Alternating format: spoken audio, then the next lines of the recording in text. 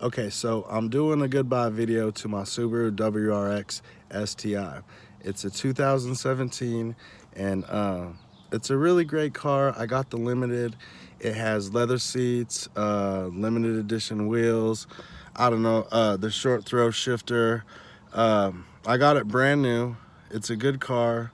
It's quick. I wouldn't say it's fast. Up to about 100, it's pretty fast. After that, it kind of falls off. But it will do a good 200 miles an hour if you got an open space and just keep it floored. But like I say, after 100, it's not very quick. But like to 60, it's pretty quick. Uh, I'd say that the gearbox, the first gear is too low for street racing or for drag racing.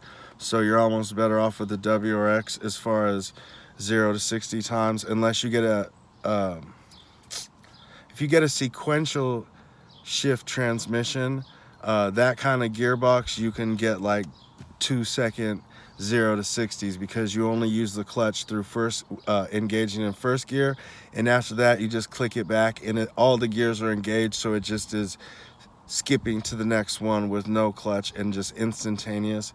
So it's hard on them, but it's $17,000, and for 17 grand plus the almost 50,000 I paid for this, it's like you might as well get a used GTR. And what I'm looking at right now is just, this is a kid's car. And what I realize about the Subaru community is, I guess the most women that drive Subarus is like kind of like overweight, really like abrasive type women. I didn't know that. I didn't know nothing about Subarus. All I know is I build Mitsubishi 3000 GT VR4s from the 90s, and I got two, and I was spending like 10 grand a year trying to keep them going. And it's a car people just go crazy about, like the GTR, the new ones, or any kind of fancy car. So it's a long story. My neighbors have fucked with my vehicles. I had to actually, now I train dogs and I raise dogs only because I ended up getting so many dogs, and I got huge trained pit bulls that will bite that ass, only because my Caucasian neighbors like do not like me to have anything. And but long story short, I got into some weird tangent, but the Mitsubishi 3000 GT VR4 outperforms this in every way, but someone told me it was comparable. So I went into the dealership. They wouldn't let me touch them, so it was like this big thing. I just wanted to just drive it. And then the place that did let me drive it, I figured, well, it's a good everyday car. But we didn't know how much the insurance would be. The insurance was almost $400 a month on top of the $1,000 a month for the loan. And it's like, for this car, really, it's just not worth it. And so luckily I'm getting out of it, where I spent 50 and I'm getting 30,000 back from the dealer. I traded on a Tacoma truck, Tacoma TRD Pro, and that's gonna fit my needs better. If I want something fast for the street, I'm gonna get a GTR or a Tesla 100, whatever the really ludicrous mode one. But I mean, this car is like a little kid's car. Everywhere I go, I get hated on. The thing that turned me off of it is the dealerships, how they treat you. They're either racist or they just don't like a motherfucker that ain't Subaru's whole life. Like, Subaru ain't my whole life. I am not even a Subaru fan. I just heard these were nice cars. The car looked nice. My family said they helped me get the loan. I put 10 grand of my money, and it's just not worth it. I've been getting sick of dealing with the people when I drive it. It just looks like a kid's car. I think people probably judge you as a douche to be, an older, refined person like me, and then be in this kid's car, And I think the reason the kids know about them is video games, and then it's more obtainable, so they see them more than like Lamborghinis. It's like, oh yeah, because it's obtainable. But so if young people, if you want to get one, just do good in school, keep your driving record clean, and you have your parents help you get one, and you'll probably love it. But after driving supercars and hypercars, it's not really anything special. What it is special for is going on the gravel or dirt roads and just flying by, because the power and the all-wheel drive off-road and on rally surfaces is just amazing. So, and that's what it's made for. So if that's what you want to do, cool. I did it in this car. I rallied the shit out of this car. But the only thing is it just is driving in gravel, you know what I'm saying? And it's like, or dirt. And it's like, if I'm gonna do that, I'd rather just chill with my dogs and go slow and go camping or ride my dirt bike, you know? It's not worth having a really expensive, flashy car in the street that don't really perform, and the dirt that don't perform as good as a truck. All you could do is go super fast on the dirt, and that's cool if you're in a rally race. But I mean, around here, Jones Creek and like Dugan Falls, all these logging roads, you can't go fast. You could go 50 to 100, but anything over that, you're gonna kill somebody because people ride motorcycles. There's kids learning on motorcycles. There's other cars going both ways on one way in the logging roads. So yeah, it just wasn't for me. But here's what it looks like inside. I don't know. You guys probably don't know what it looks like, but that's for my dog. So anyways, yeah, my dogs will miss it because it's easier to jump in here, but I don't think they'll miss being jerked like light to light, because it does make you want to drive like an asshole. And like, so you'll drive fast. If you get one of these, don't get it to just drive every day. It's shitty. I burn up 2 clutches in 8,000 miles, and I know how to drive clutch, but it's a powerful car. It's all-wheel drive, and you're gonna be replacing clutches. If you put the last clutch we put in was $2,000, and it's a racing clutch, and it's so jerky, and it just is a jerky ride. It's not comfortable. The only time it's comfortable and put a smile on your face is if you are going like launching it at every light. And if you launch it at every light, you're gonna get like 10-15,000 miles out of the clutch.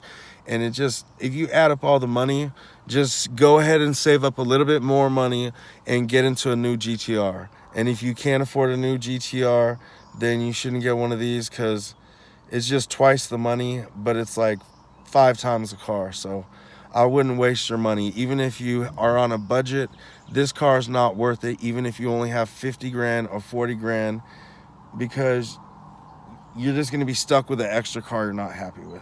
So you're just gonna want more, and it's not worth modding it up. It's worth saving your pennies and getting a real fast car. This is more like a kid's toy. So anyways, that's just my experience with the Subaru STI Limited. Didn't care for how the dealerships treated me. No big deal. And they were high pressured, didn't really want to help me and talk down to me. And then if you get a Subaru, do not expect them to cover it on a warranty. If you have an STI, expect to be argued with no matter what. If your windshield wipers go out, they're gonna ask you, did you race it? What did you do deviating from the normal use with that car that made the windshield wipers go out? You know what I'm saying? I spent an extra 10 grand. Oh, hold up, the train's going by. But I spent an extra 10 grand on extended service plan and extended warranty, and every issue I had was like a big old argument. But the dealership that was cool about it is Lithia, Oregon City. They were nice, but again, I don't know. I just don't want to be part of some big old community just because I like a vehicle.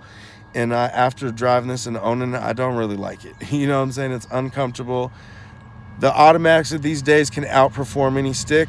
The reason the stick's good is for rally racing, because you could force it into what gear, and it's in that gear. Like, you don't, you know, it just forces it in there. You control the engagement, and so that's good for rally racing or on a track. But every day it's like they got paddle shifters and sequential gearboxes. But I mean, you really want to spend 17 grand on top of 40, 57 grand?